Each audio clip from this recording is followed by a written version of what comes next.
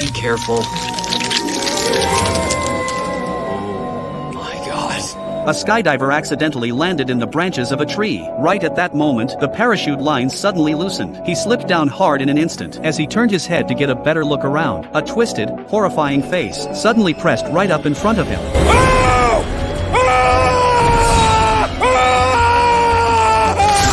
The police quickly arrived at the scene. To confirm the victim's identity, Brennan ignored Hodgen's warning and used scissors to cut open the disgusting cocoon of bugs. Oh my god. Dr. Hodgins, can you please get the bugs off my eyes?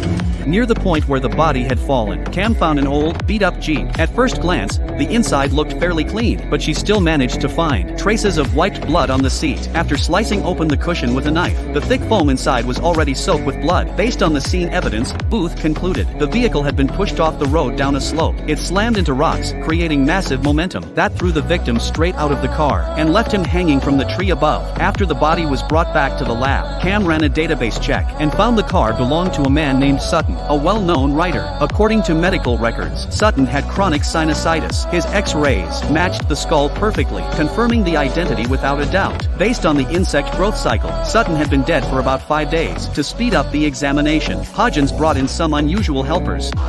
What is this? Gross. I know what they are. Why are they here? They happen to have a voracious appetite for webworms.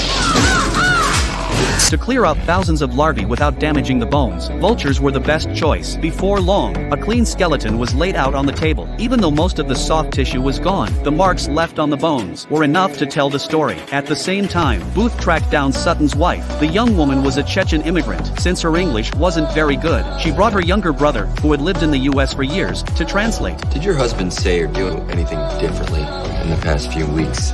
We brought things back with us from Russia, and James was, Anxiety. It sounds like someone taking a big risk for a big reward. What did he bring into the country? I don't know. Old things.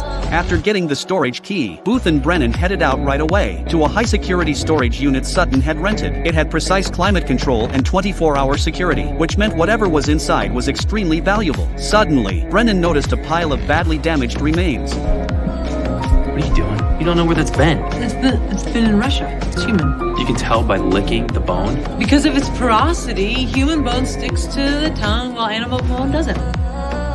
At that moment, Booth noticed rows and rows of files on the wall. According to the records, these remains weren't modern human, but dated back to the distant Paleolithic era. It looked like Sutton got caught up in illegal antiquities trafficking, and that's what got him killed. This discovery completely changed the nature of the case. Meanwhile, Hodgins found microscopic particles on the bones. He suspected they were left by animals coming into contact with the remains. To get a precise result, he needed a mass spectrometer for further analysis. At the same time, Booth found that the last person Sutton contacted was a publisher, so they went back to Sutton's wife, Lily. According to Lily, ever since Sutton brought back those artifacts, he became extremely anxious yet excited. As for the mysterious storage unit, he wouldn't even let her go near it. The only thing she knew was that Sutton had been selling artifacts to the same buyer all along. Who's this man?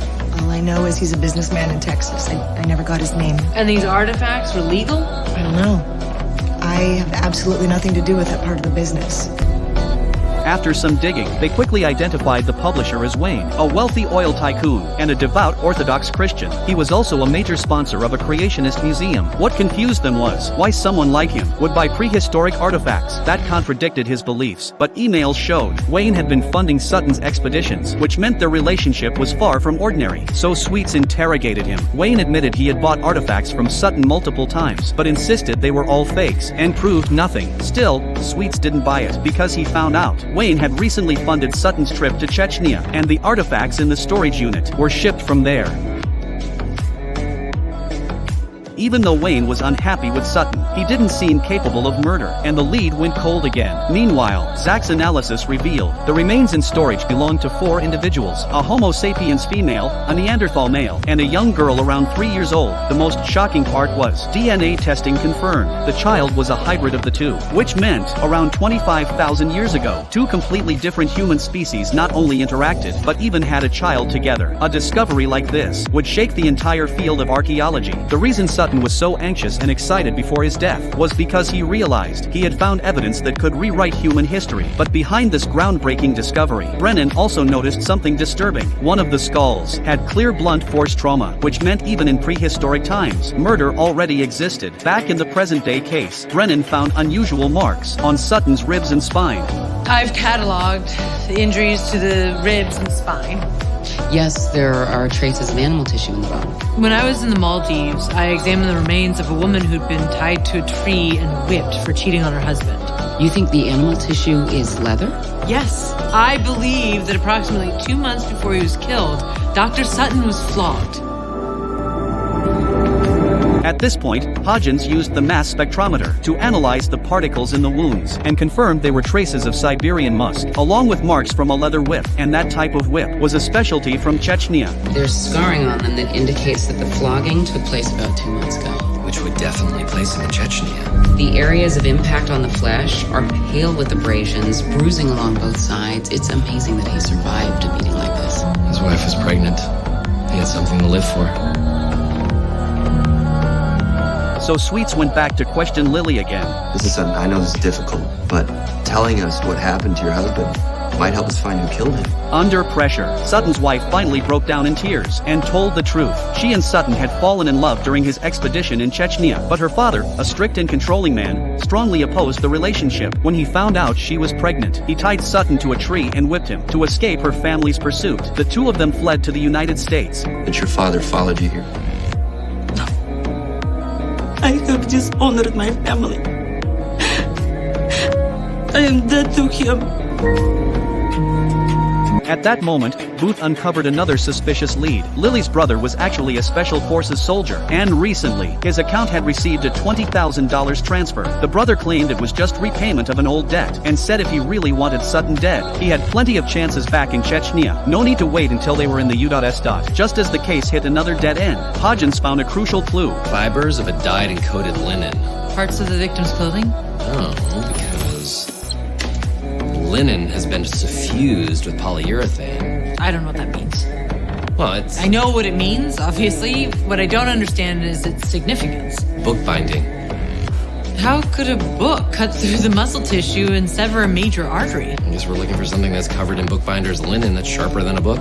This made Brennan think of Lily's bookshelf, so she and Booth went back to Lily again. These books, What about them? they cover a wide range of topics that would have been useful in this killing. Really, like what? This book is about how to commit the perfect murder. Why would you publish something like that? It's written by a man on death row.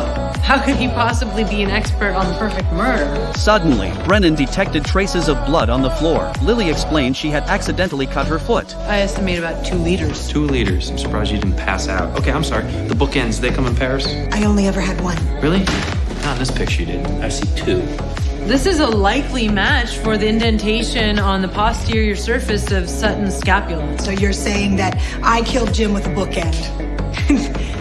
That's ludicrous. Faced with solid evidence, Lily finally broke down. She admitted that for years, she and Sutton had only been partners of convenience. After Sutton brought back those prehistoric remains, he completely changed. He planned to publish the discovery for free in a prestigious academic journal and reveal it to the world as a respected scientist. To her, that felt like betrayal. During a heated argument, she grabbed a bookend and struck the man she once loved. And just like that, the modern murder case was solved. As for the ancient one, the truth was finally revealed as well. By reconstructing the positions and injuries of the 4 skeletons, they pieced together the tragic night 25,000 years ago. According to their theory, the Neanderthal man and the Homo sapiens woman ran away from their hostile tribes to protect their mixed-race daughter, until one evening, the man returned from hunting, only to find a Homo sapiens intruder attacking his family. The intruder stabbed him with a spear and brutally strangled the woman when she fought back. Gravely wounded, the Neanderthal used his last strength to crush the intruder's skull with a stone axe, but he also bled out and reached the end of his life.